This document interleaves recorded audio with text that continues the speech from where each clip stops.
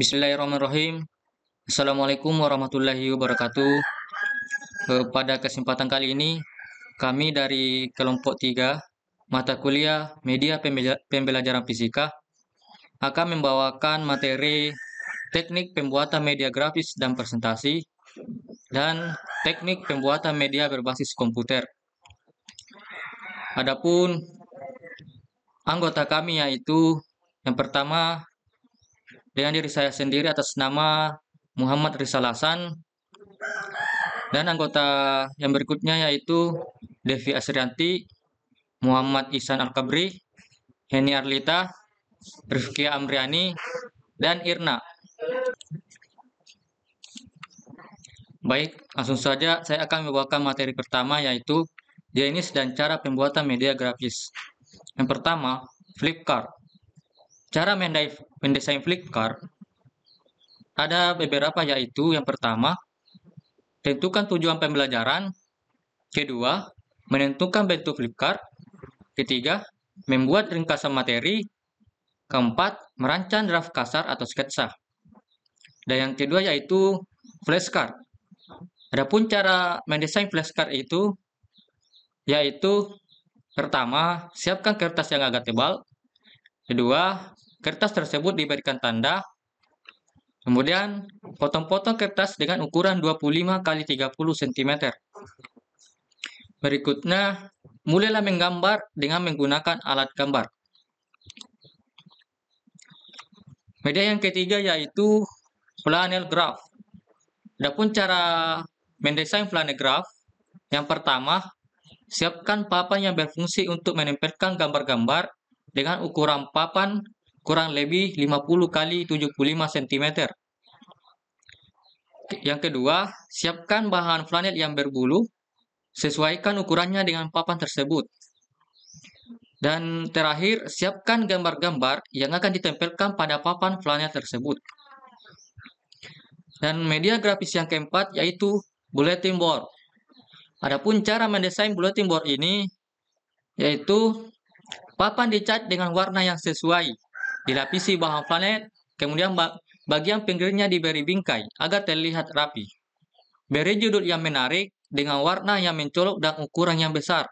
Tempelkan bulletin board sesuai dengan fungsinya. Berikutnya yaitu pembuatan media presentasi. Adapun cara pembuatannya yaitu yang pertama, identifikasi program. Hal ini untuk dimasukkan untuk melihat kesesuaian antara program yang dibuat dengan materi. Sasaran terutama latar belakang kemampuan, usia juga pendidikan. Kedua, mengumpulkan bahan pendukung sesuai dengan kebutuhan materi dan sasaran. Dan yang terakhir, setelah bahan terkumpul dan materi sudah dirangkum, selanjutnya proses pengerjaan di PowerPoint hingga selesai. Selanjutnya, mengubah hasil akhir presentasi apakah dalam bentuk slideshow, WebEx, atau executable file. Baik, terima kasih. Itulah materi yang sempat saya bawakan. Untuk selanjutnya, saya serahkan kepada pemateri selanjutnya. Assalamualaikum warahmatullahi wabarakatuh. Terima kasih atas kesempatan yang diberikan kepada saya. Perkenalkan, nama saya Irna, NIM H0421508. Saya akan melanjutkan materi dari teman saya, yaitu karakteristik multimedia interaktif. Multimedia interaktif adalah suatu media yang dilengkapi dengan alat pengontrol yang dapat dioperasikan pengguna, sehingga pengguna dapat memilih apa yang dikehendaki oleh proses selanjutnya. Adapun karakteristik menurut Daryanto yaitu yang pertama, memilih lebih dari satu media yang konvergen. Yang kedua, bersifat interaktif. Yang ketiga, bersifat mandiri. Adapun keunggulan multimedia interaktif yaitu yang pertama, memperbesar benda yang sangat kecil dan tidak tampak oleh mata. Yang kedua, memperkecil badan yang sangat besar yang tidak mungkin dihadirkan di sekolah. Yang ketiga, mengajikan benda atau peristiwa yang kompleks, rumit dan berlangsung cepat atau lambat. Yang keempat, mengajikan benda atau peristiwa yang jauh. Yang kelima, mengajikan benda atau peristiwa yang berbahaya. Ya, itulah materi dari saya, dan saya kembalikan ke moderator dengan ucapan banyak terima kasih. Baiklah, perkenalkan nama saya Muhammad Tisal Kabri, yaitu materi tentang tim pengembangan media interaktif. Nah, hasil wawancara pada uji coba kelompok besar menunjukkan adanya respon positif dari siswa, di mana penggunaan MSI Jarut yaitu multimedia mengenai tentang struktur dan jaringan dan fungsi jaringan tumbuhan. Nah, di mana media ini mendapatkan respon yang positif dari siswa, di mana membuat siswa lebih tertarik untuk belajar, dan media ini lebih mempermudah siswa untuk mengenal struktur dan jaringan tumbuhan, mempermudah siswa mengamati jaringan tumbuhan, dan juga bagaimana siswa itu media ini lebih membantu siswa mengkomunikasikan struktur dan jaringan tumbuhan serta mampu memprediksi keadaan yang dapat terjadi pada tumbuhan. Sedangkan, nah, seperti apa yang dikemukakan oleh Robiller dan Doering pada tahun 2010, bahwa multimedia itu berperan menolong siswa berkembang dengan perbedaan individual siswa dan dalam mengorganisasi dan mempresentasikan informasi. Nah, berdasarkan hasil evaluasi media oleh validator menunjukkan bahwa multimedia interaktif ini dikatakan baik karena sudah memanfaatkan prinsip dari pengembangan multimedia, penggunaan tombol sederhana, estetika dengan animasi atau teks dengan animasi. Animasi yang digunakan juga itu sesuai dengan apa yang dibutuhkan oleh siswa, dan multimedia interaktif ini apa yang diinformasikan itu sesuai dengan kompetensi dasar, indikator, dan tujuan pembelajaran. Itulah beberapa materi yang sempat saya sampaikan mengenai tentang tim pengembangan interaktif. Baik, terima kasih atas kesempatan yang telah diberikan. Langsung saja saya akan membahas mengenai pengembangan multimedia interaktif.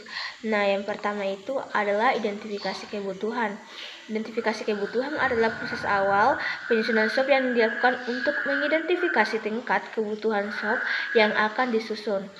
Nah, yang kedua itu review produk yang telah ada, di mana testimoni mengenai kualitas suatu produk atau jasa berdasarkan pengalaman langsung penggunaannya. Yang ketiga itu pengembangan materi pembelajaran.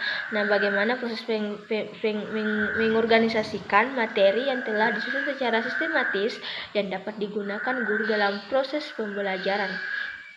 Materi pembelajaran atau bahan ajar tersusun dari topik-topik dan subtopik tertentu. Selanjutnya yaitu membuat flowchart. Nah, cara penggunaannya yaitu drawing canvas, buka dokumen Word Anda, klik insert, pilih shape, pilih new drawing canvas, di bagian paling bawah fitur shape. Setelah itu pilih tombol flowchart yang dibutuhkan. Terus tambahkan teks penjelasan untuk simbol flowchart dengan menggunakan text box.